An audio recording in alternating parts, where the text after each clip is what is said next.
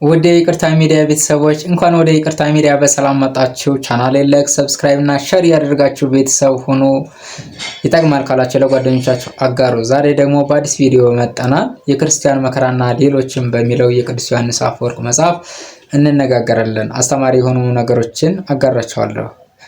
መጽሐፉ በቅዱስ ዮሐንስ አፈወርቅ የተጻፈ በገብረ እግዚአብሔር ኪደ የተተረጎመ ነው። አጠቃላይ 164 ገጾች አሉት ማለት ነው። በመጽሐፉ ውስጥ አጫጭር ርዕሰ ጉዳዮች የተዳሰሱበት ስለሆነ ለአንባቢያን መሳጭ ነው። ገና መጀመሪያው ላይ ምን ይለናል? መጽሐፉ መግቢያው ላይ ስንገባ ገና ከዚህ መጽሐፍ ውስጥ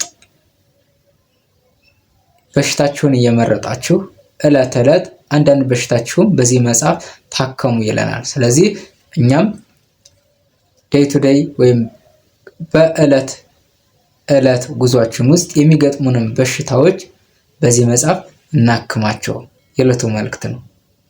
መጽሐፉ ገና ከመግቢያው ላይ ሲጀምር ቅዱስ ዮሐንስ አፈወርቅ መጽሐፍ ስለማያነቡ ኦርቶዶክሳውያን የሰጠው ተግሳጽ ነው። በዚህ ተግሳጹ ላይ እኛ በዚህ ምድር ላይ ስንኖር ብዙ የዲያብሎስ ፍላጻዎች ወደኛ የሚወረወሩብን ስለሆኑ ዕለት ዕለት በሚወረወሩብን የዲያብሎስ ፍላጻዎች ደግሞ ዘወትር የምንቆስል ነን። ስለዚህ ከዚህ ቁስል ደግሞ የምንፈወሰው ለዚህ ቁስል መድኃኒቶቹ እነዚህ መጽሐፍቶች ናቸው ይለናል። ስለዚህ ከመጽሐፍት ልንርቅ አይገባም። መጽሐፍ ማንበብን ዘወትር ዕለት ዕለት የህይወታችን አንዱ አካል ሊሆን ይገባል ብሎ በመጀመሪያው ተግሳጹ መጽሐፍ ስለማያነቡ ክርስቲያኖች ያስተላለፈው ተግሳጽ እንዲህ ብሎ ያስተላልፈናል።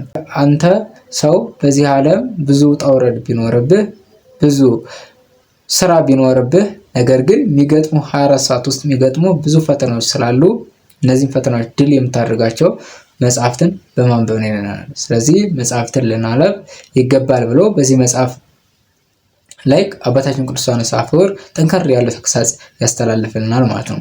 ሌላው ደግሞ በዚህ መጽሐፍ ውስጥ የተለያዩ ነገሮች፣ የመጀመሪያው ስለ ምስጋና፣ ስለ እግዚአብሔርን ስለማመስገን፣ እግዚአብሔር ተጣርተን ባልሰማን ጊዜ ምን እናድርግ?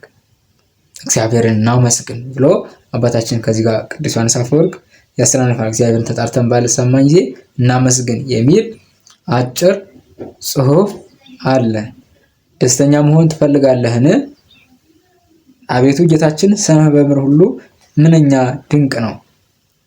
መዝሙር 8 1 ላይ ታስበው ዘንድ ሰው ምንድን ነው? መዝሙር 8 ቁጥር 4 ላይ አቤቱ በፍጹም ልቤ ለአንተ እናዘዛለሁ። መዝሙር 9 1 ላይ አቤቱ አድነኝ ደግ ሰው አልቋልና። መዝሙር 11 1 ላይ እነዚህን ርዕሰ ጉዳዮች እና ከዚህ ጋር ተመሳሳይ የሆኑ ርዕሰ ጉዳዮችን እያነሳ አባታችን ቅዱስ ዮሐንስ አፈወርቅ ተግሳጹን ትምህርቱን ለእኛ አስተላልፎልናል ማለት ነው።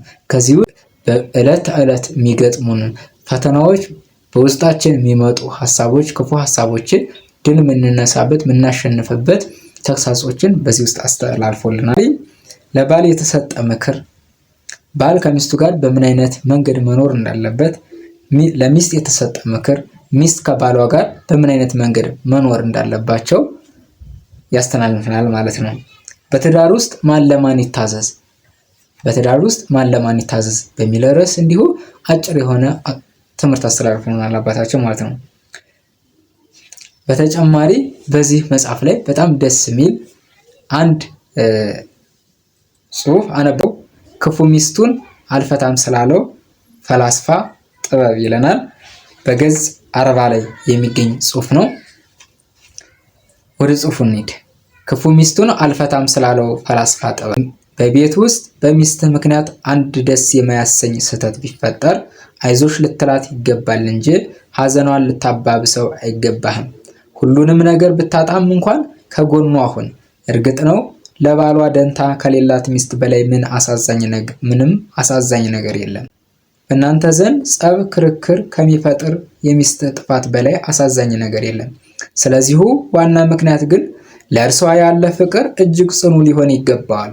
እኛ ክርስቲያኖች አንዳችን የሌላችንን ሸክም እንድንሸከም የታዘዝን ከሆነ ከዚህ በላይ ደግሞ አንተ የሚስትህን ሸክም ልትሸከም ይገባሃል። በመሆኑም ድሃ ብትሆን ስለዚሁ ምክንያት በፍጹም አትናቃት፣ ሰነፍ ብትሆን ስለዚሁ ምክንያት አስተካክላት እንጂ አታዋርዳት፣ እርሷ አካልህ ናትና። አንተም አካሏ ነህና አንድ አካል ናችሁና።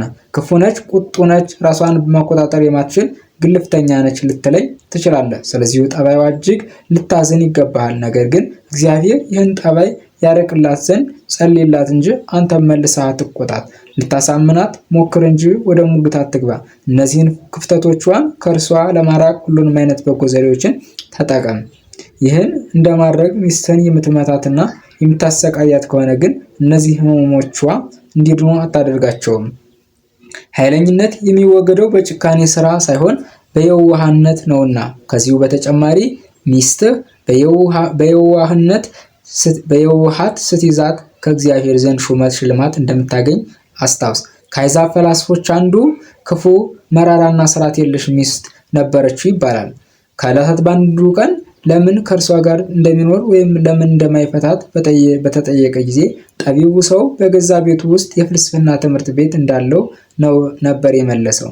ዕለት ዕለት በዚህ ትምህርት ቤት የመማር ከሆነ ከሌሎች ሰዎች ይልቅ ታጋሽ ሆናለሁ ነበር ያለው። በዚህ ተደነቅህን?